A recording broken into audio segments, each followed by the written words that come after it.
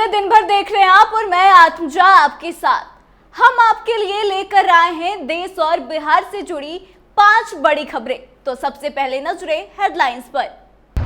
हरियाणा में बीजेपी का शानदार प्रदर्शन, तीसरी बार सरकार बनाएगी भाजपा, हार की दहलीज पर कांग्रेस। झारखंड विधानसभा की तैयारी हुई तेज, नड्डा शाह की 5 घंटे तक हुई बैठक, उम्मीदवारों को तय करने में जुटी बीजेपी। नीतीश सरकार के खिलाफ हॉर्स ट्रेडिंग का बड़ा खुलासा, ईओयू की जांच में मिले अहम सुराग, राजद ने की थी जदयू बीजेपी विधायकों को खरीदने की कोशिश।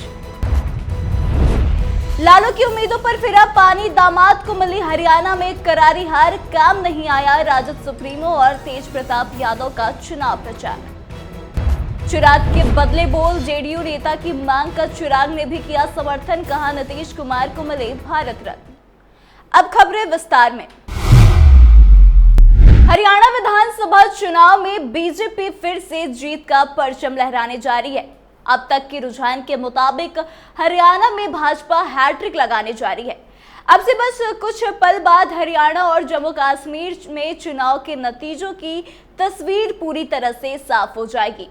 हरियाणा और जम्मू कश्मीर के रुझान आ चुके हैं, जिसमें हरियाणा में बीजेपी लगातार तीसरी बार सरकार बनाती दिख रही है।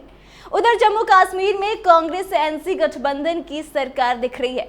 हरियाणा और जम्मू कश्मीर में विधानसभा की 90 सीटें हैं। हरियाणा में पहले कांग्रेस ने बहुमत का आंकड़ा पार किया था, मगर बाद में पासा ऐसा पलटा कि भाजपा बहुमत के पार चली गई और इस बार भी भाजपा ने बेहतरीन प्रदर्शन किया। हरियाणा और जम्मू कश्मीर में आज चुनाव रिजल्ट जारी कर दिए जाएंगे। इसके बाद अब सबकी निगाहें झारखंड विधानसभा चुनाव पर टिकी हुई है। चुनाव आयोग जल्द ही यहां के विधानसभा चुनाव को लेकर तारीखों का ऐलान कर सकता है। इसी कड़ी में अब एक देश की सबसे बड़ी पार्टी भाजपा ने कमर कसनी शुरू कर दी है। इसी बीच बीजेपी ने झारखंड में उम्मीदवारों के नाम पर चर्चा के लिए बैठक बुलाई, जो करीब 5 घंटे तक चली। इस बैठक का आयोजन बीजेपी अध्यक्ष जेपी नड्डा के दिल्ली स्थित आवास पर की गई। यह बैठक जेपी नड्डा के नेतृत्व में हुई। इस बैठक में गृह मंत्री अमित शाह भी मौजूद रहे। वहीं झारखंड कोर ग्रुप की बैठक 5 घंटे तक चली। झारखंड बीजेपी कोर ग्रुप के नेताओं की बैठक में गृह मंत्री अमित शाह और बीजेपी अध्यक्ष जेपी नड्डा की मौजूदगी में 3x3 नामों के पैनल पर काफी लंबी चर्चा की गई। इस साल जनवरी में बिहार में जेडीयू और बीजेपी की सरकार बनने के दौरान आरजेडी नेताओं ने विधायकों की खरीद फरोख्त की कोशिश करी थी। इसके लिए बड़े पैमाने पर पैसे का खेल भी हुआ था। विधायकों की कथित खरीद फरोख्त की जांच कर रही बिहार सरकार की आर्थिक अपराध इकाई यानी कि ईओयू ने पैसे का खेल होने की पुष्टि कर दी है।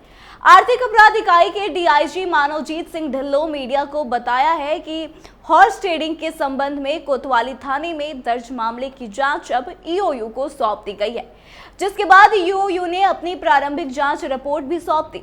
इस रिपोर्ट में पैसे के लेन देन और मनी लॉन्ड्रिंग की बात सामने आई, लिहाजा ईडी को इसकी जानकारी दे दी गई है और अब इस मामले की जांच पड़ताल ईडी करेगी। वहीं इस मामले में जल्दी तेजस्वी यादव की बेहद करीबी 2 आरजेडी नेताओं पर भी गाज गिर सकती है। ईओयू सूत्रों की माने तो उन्हें विधायकों को पैसे देने के सबूत मिल गए हैं। जांच में यह भी पता चला कि पैसे का विदेश से भी कनेक्शन है। इस दौरान विदेश से पैसे मंगवाकर विधायकों को दिया गया। ये तमाम जानकारी जो है ईडी को सौंप दी गई है। सूत्र बता रहे हैं कि जांच में ये पता चला कि तेजस्वी के बेहद करीबी माने जाने वाले एक ठेकेदार ने इस सारे खेल में बहुत ही अहम रोल प्ले किया है। हरियाणा में आ रहे चुनाव परिणाम में राजद सुप्रीमो लालू यादव को बड़ा झटका लगा। लालू के दामाद चिरंजीवी की रेवाड़ी सीट से करारी हार हुई है। आपको बता दें कि इनकी लड़ाई यहां भाजपा के लक्ष्मण सिंह यादव से थी। जानकारी के मुताबिक बिहार के पूर्व सीएम लालू प्रसाद यादव ने भी चिरंजीवी राव के लिए वीडियो जारी कर जनता से वोट देने की अपील की थी। उन्होंने कहा था कि मुझे भरोसा है कि चिरंजीवी राव जीतकर फिर से विधानसभा पहुंचेंगे और अहिरवाल क्षेत्र के लोगों को उनका हक दिलाएंगे और हरियाणा में बनने जा रही कांग्रेस पार्टी की सरकार में अपनी बड़ी भूमिका निभाएंगे। लेकिन यहाँ लालू की उम्मीदों पर पानी फिर रहा है। वहीं चिरंजीवी राव का चुनाव प्रचार करने के लिए लालू यादव के बड़े बेटे तेज प्रताप यादव भी रेवाड़ी गए थे। रेवाड़ी में बड़ी संख्या बिहार और उत्तर प्रदेश के प्रवासी वोटर की भी है और इसी कारण चिरंजीव को उम्मीद थी कि तेज प्रताप यादव के चुनाव प्रचार में उतरने से उन्हें बड़ा फायदा होगा। तेज प्रताप यादव ने चुनाव प्रचार के बाद भरोसा भी जताया था कि उनके बहनोई को बड़ी जीत मिलेगी। यहां तक कि चुनाव के बाद आए एग्जिट पोल में भी रेवाड़ी में कांग्रेस के लिए बढ़त की संभावना दिख रही थी। हालांकि मतों की गिनती में सब कुछ बिल्कुल अलग नजर आया।